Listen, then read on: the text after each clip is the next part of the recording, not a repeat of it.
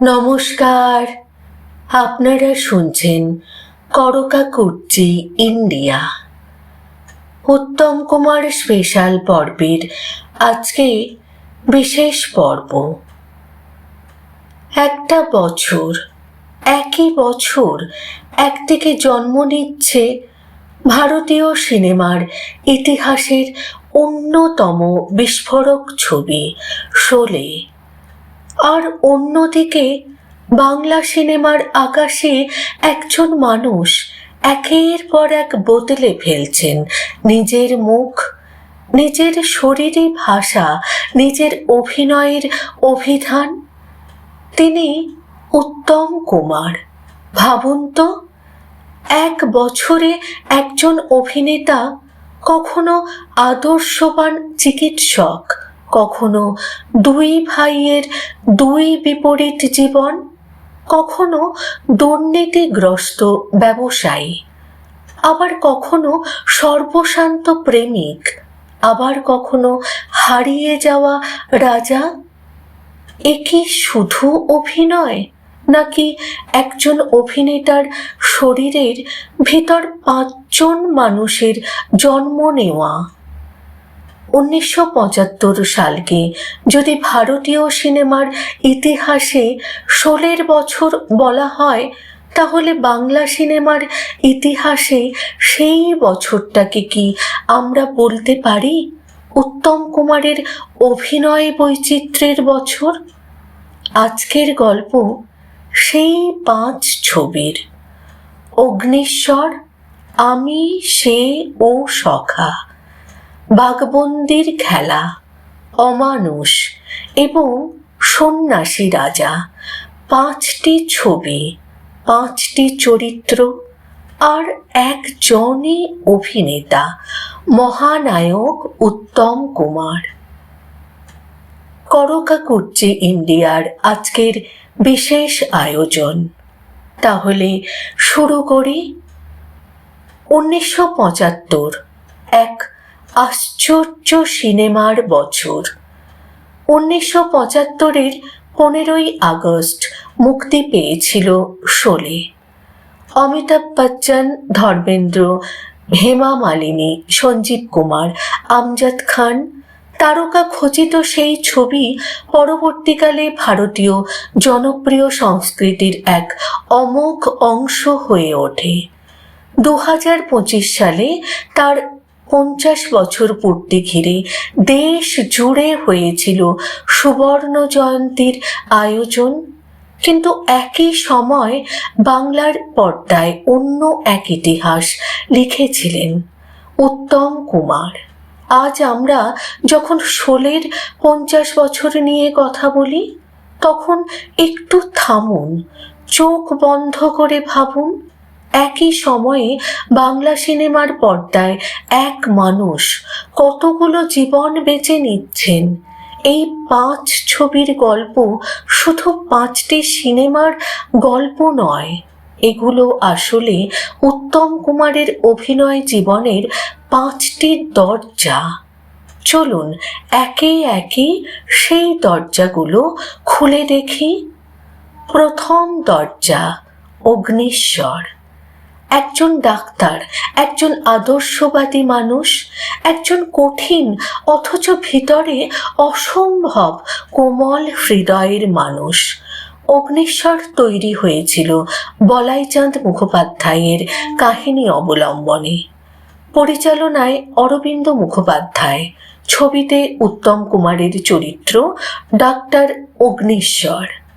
অগ্নিশ্বর সমাজকে খুব কাছ থেকে দেখেছেন, মানুষের লোভ দেখেছেন, স্বার্থ দেখেছেন, অন্যায় দেখেছেন, আবার মানুষের ভিতরের আলোও দেখেছেন। তিনি এমন একজন চিকিৎসক যার কাছে চিকিৎসা পেশা শুধু জীবিকা নয়, এক ধরনের নৈতিক দায়িত্ব। কিন্তু এই কঠিন মানুষটির ভিতরেও ছিল এক গভীর কোমলতা।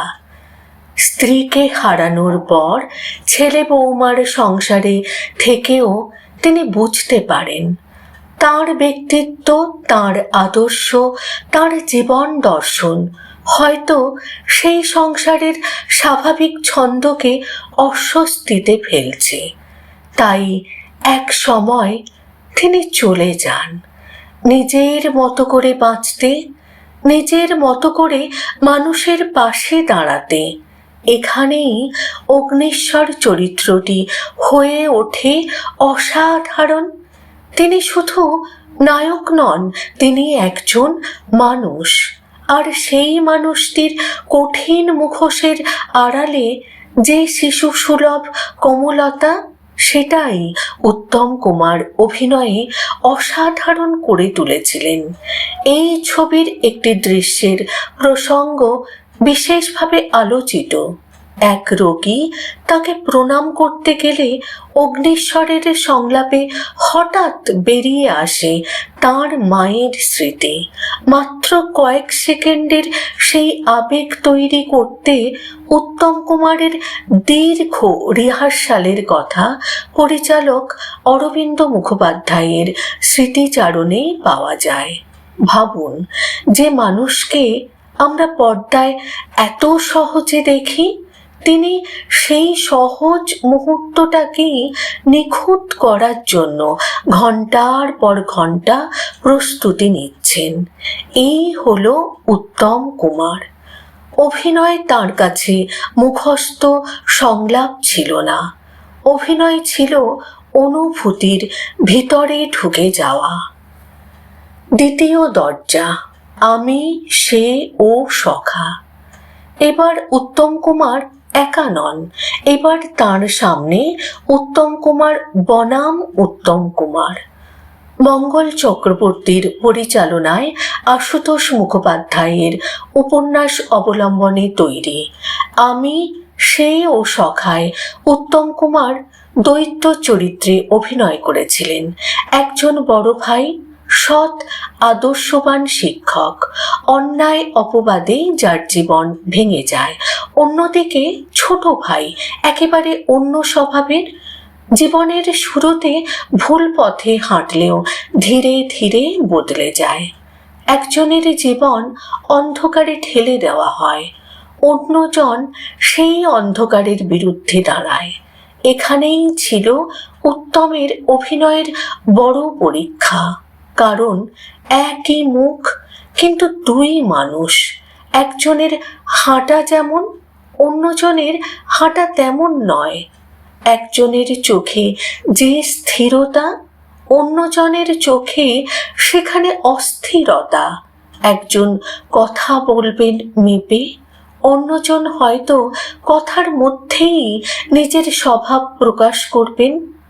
দর্শক জানেন দুজনই উত্তম কুমার, কিন্তু পর্দায় মনে হয় দুজন সত্যিই আলাদা মানুষ। এই জায়গাতেই উত্তম কুমার শুধু তারকা নন, তিনি হয়ে ওঠেন অভিনেতা। তৃতীয় দরজা, বাঘবন্দির খেলা। এবার মহানায়ককে আমরা এমন জায়গায় দেখতে পাই যেখানে তার জনপ্রিয় ইমেজকে তিনি নিজেই যেন চ্যালেঞ্জ করেছেন। নায়ক, কিন্তু চরিত্রটি খল। পীযূষ বসুর পরিচালনায় বাঘবন্দির খেলা নির্মিত হয়েছিল প্রফুল্ল রায়ের প্রথম তারার আলো অবলম্বনে। উত্তম কুমারের চরিত্র ভবেশ বন্দ্যোপাধ্যায়, লোভী, দুর্নীতিগ্রস্ত এবং অনৈতিক ব্যবসায় জড়িয়ে থাকা এক মানুষ। ভবেশের ছেলে রাজেশ বাবার মতো নয়, সে সৎ। সেই বাবার জীবনযাপন মেনে নিতে পারে না, কিন্তু বাবার ছায়া থেকে বেরোনো কি এতই সহজ? একদিকে ক্ষমতা, অন্যদিকে নৈতিকতা, একদিকে অর্থ, অন্যদিকে বিবেক, আর এই দ্বন্দ্বের কেন্দ্রে দাঁড়িয়ে উত্তম কুমার। যে অভিনেতাকে দর্শক এতদিন ভালোবেসেছেন প্রেমিক হিসেবে, আদর্শবান নায়ক হিসেবে, সেই অভিনেতাই এবার এমন একজন মানুষ যাকে দর্শক ভালোবাসতে পারবেন না। এটাই তো আসল পরীক্ষা, নায়কোচিত মুখ থেকে খল মানুষের মনস্তত্ত্ব ফুটিয়ে তোলা। এখানে উত্তম কুমার প্রমাণ করেন নায়ক হওয়া তার পরিচয় নয়, অভিনয় করাই তার আসল পরিচয়। চতুর্থ দরজা, অমানুষ। আর একবার বাংলা সিনেমার ইতিহাসে এক অন্য রকম উত্তম।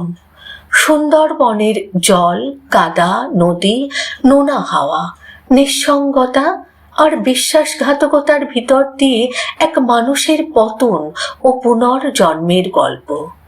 শক্তি সামন্তের পরিচালনায় অমানুষ শক্তিপদ রাজগুরুর নয়া বসত অবলম্বনে তৈরি হয়েছিল।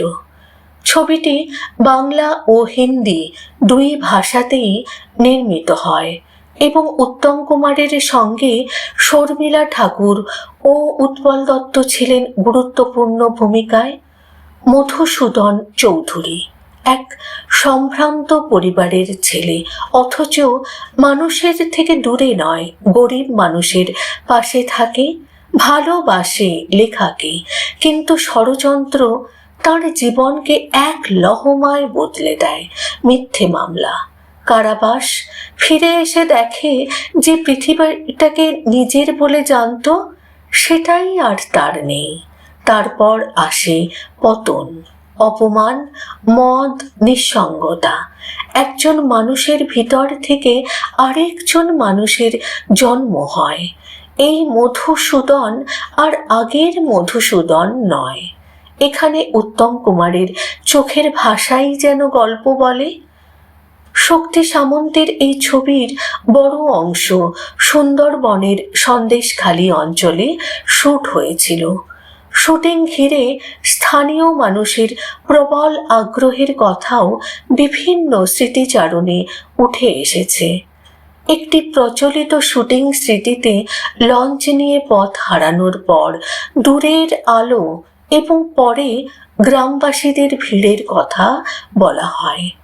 ভাবুন, সেই সময়টা আজকের মতো মোবাইল ফোন নেই, সোশ্যাল মিডিয়া নেই, লাইভ স্ট্রিমিংও নেই, তবু খবর ছড়িয়ে যায় উত্তম কুমার এসেছেন, আর গ্রামের মানুষ ছুটে আসে শুধু এক ঝলক দেখবে বলে। এই ছিল মহানায়ক। পঞ্চম দরজা, সন্ন্যাসী রাজা। এবার আমরা পৌঁছে যাই রাজপ্রাসাদে। ভাওয়াল সন্ন্যাসী মামলার বাস্তব ঘটনা অবলম্বনে পীযূষ বসুর সন্ন্যাসী রাজা। উত্তম কুমার অভিনয় করেছিলেন রাজ পরিবারের সদস্যের ভূমিকায়।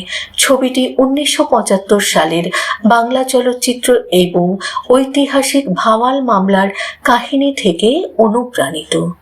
রাজকীয় জীবন, ভোগ বিলাস, তারপর ষড়যন্ত্র, মৃত্যুর মুখ থেকে ফিরে আসা, আর ফিরে এসে দেখা নিজের পরিচয়ই এখন প্রশ্নের মুখে।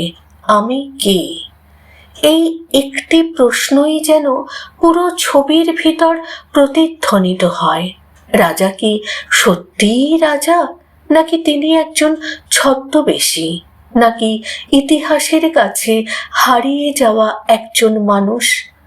নিজের পরিচয় প্রমাণ করার লড়াই হয়ে ওঠে তাঁর জীবনের সবচেয়ে বড় যুদ্ধ।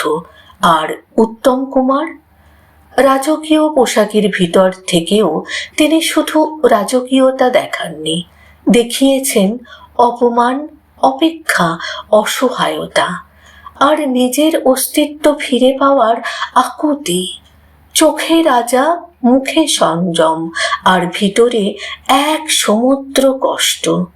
এই ছিল সন্ন্যাসী রাজার উত্তম কুমার। 5 ছবি, 5 উত্তম। এবার একটু ফিরে তাকাই। একই বছর একজন অভিনেতা, কিন্তু অগ্নিশ্বরে তিনি আদর্শবাদী চিকিৎসক। আমি, সে ও সখায় 2 ভিন্ন স্বভাবের 2 ভাই। বাঘবন্দি খেলায় নৈতিকভাবে অন্ধকার এক ব্যবসায়ী, অমানুষে ভেঙে যাওয়া এক প্রেমিক ও মানুষ, আর সন্ন্যাসী রাজায় পরিচয় ফিরে পাওয়ার লড়াইয়ে নামা এক রাজপুরুষ। এই 5টি চরিত্রকে পাশাপাশি রাখলে একটা বিষয় স্পষ্ট হয়, উত্তম কুমারের অভিনয়ের সবচেয়ে বড় শক্তি ছিল তার জনপ্রিয়তা নয়, তার সবচেয়ে বড় শক্তি ছিল নিজেকে ভেঙে নতুন করে তৈরি করার ক্ষমতা। শেষের আগে একটি প্রশ্ন। আমরা প্রায়ই বলি উত্তম কুমারের মতো আর কেউ আসেননি, কিন্তু কেন আসেননি? শুধু তার সৌন্দর্যের জন্য, না শুধু তার কণ্ঠের জন্য, না শুধু তার রোমান্টিক ইমেজের জন্য? না, উত্তম কুমারকে মহানায়ক করে তুলেছিল এমন এক ক্ষমতা। তিনি দর্শককে কখনো একই উত্তম কুমার দেননি। প্রতিবার পর্দা উঠলে তিনি নতুন হয়ে এসেছেন। কখনো ডাক্তার অগ্নিশ্বর, কখনো দুই ভাই, কখনো ভবেশ, কখনো মধু, কখনো রাজা সূর্যকিশোর। তাই উত্তম কুমারের 50 বছর পুরনো ছবিগুলো আজও পুরনো লাগে না, কারণ সময় পুরনো হয়, কিন্তু সত্যিকারের অভিনয় পুরনো হয় না। 50 বছর পেরিয়ে গেছে, সিনেমা বদলে গেছে, প্রযুক্তি বদলে গেছে, দর্শকের রুচিও বদলে গেছে। একটা সময়ের স্টুডিও, পোস্টার, সিঙ্গেল স্ক্রিন, প্রজেক্টরের আলো সবই আজ স্মৃতি। তবু অন্ধকার প্রেক্ষাগৃহে যখন পর্দায় ভেসে ওঠে সেই মুখ, কেমন যেন মনে হয় সময়ের দরজা খুলে গেছে, একজন মানুষ আবার ফিরে এসেছেন, হয়তো অগ্নিশ্বর হয়ে, হয়তো মধুসূদন হয়ে, হয়তো সন্ন্যাসীর বেশে। আর আমরা আবার চুপ করে বসে পড়ি, কারণ আমরা জানি এই মানুষটির অভিনয় শেষ হওয়ার নয়। শোলের আগুন 50 বছর পরেও জ্বলছে, আর বাংলার পর্দায় উত্তম কুমারের সেই 5টি চরিত্রও আজও আলো ছড়াচ্ছে। তাই এই প্রশ্নটা আবার আপনাদের কাছেই রেখে যাই। শোলের 50 বছর নিয়ে আমরা অনেক কথা বলেছি, কিন্তু উত্তম কুমারের এই 5টি ছবির 50 বছর কি আমরা মনে রেখেছি? আপনাদের এই 5টির মধ্যে কোন ছবিটি সবচেয়ে বেশি ভালোবাসেন আপনারা? অগ্নিশ্বর, আমি, সেও সখা, বাঘবন্দি খেলা, অমানুষ, নাকি সন্ন্যাসী রাজা? কমেন্টে শুধু ছবির নামটা লিখে জানান। আর যদি বাংলা সিনেমার এই হারিয়ে যাওয়া গল্পগুলো আপনাদের ভালো লাগে, তাহলে অবশ্যই করকা কুর্চি ইন্ডিয়াকে সাবস্ক্রাইব করে পাশে থাকুন, কারণ ইতিহাস শুধু বইয়ের পাতায় থাকে না, কখনো ইতিহাস বেঁচে থাকে একটি মুখে, একটি সংলাপে, একটি দৃশ্যে, আর কখনো একজন মহানায়কের চোখের ভিতর। আবার ফিরব বাংলা সিনেমার এমনই কোনো বিস্তৃত অধ্যায় নিয়ে। ততদিন পর্যন্ত ভালো থাকুন, সিনেমাকে ভালোবাসুন, বাংলাকে ভালোবাসুন, আর মনে রাখুন, পর্দা নেমে যায়, গল্প শেষ হয় না। করকা কুর্চি ইন্ডিয়া, স্মৃতির পর্দায় বাংলা সিনেমার সঙ্গে।